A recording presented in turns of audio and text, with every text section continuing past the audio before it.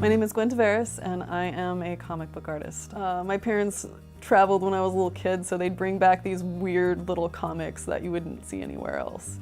I read a lot of Tintin comics, which are French, and then Rupert Bear, which are British. Started out, the artists I liked the most were like pre-Raphaelite style artists, but eventually I got a little bit, I grew out of that phase, and now I really love Rick and Morty.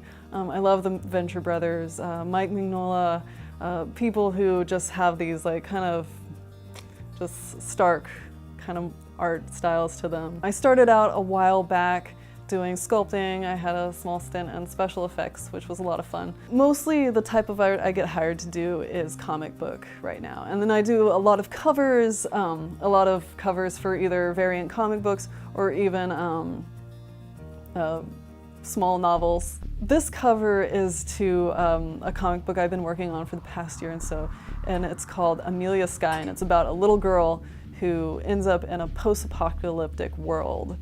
And she gets stuck fighting these monster aliens, mostly running from these like spider aliens. And then eventually it gets revealed these superhero powers that are in her, and maybe she's not quite like everybody else on this like desolate planet Earth. So that is the cover to the third issue of Amelia Sky. Another comic book that I just started is called the Boston Metaphysical Society.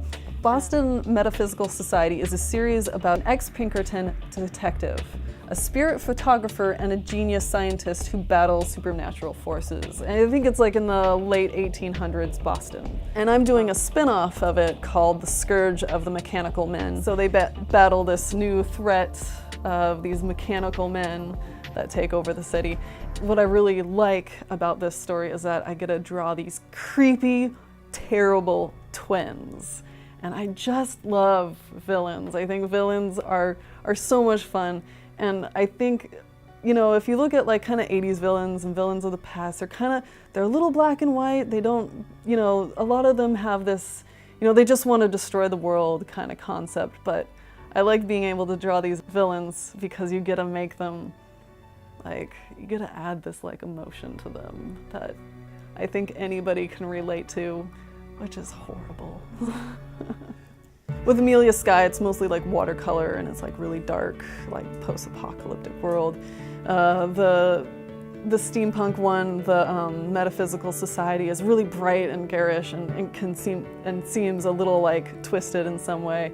Occasionally I'll break away from it and kind of just do my own style of art. I do a lot of landscape stuff. Mostly the art I do when I have time to myself are these sort of dangerous looking women. So I like doing punk girls, I like drawing women with swords. So I do a lot of weird, creepy drawings, and it's kind of therapeutic because I get to like focus on strange things like, oh, what does it look like when somebody is made out of rats? Yeah, it's just stuff that's fun to draw that you don't normally get asked by a client to draw.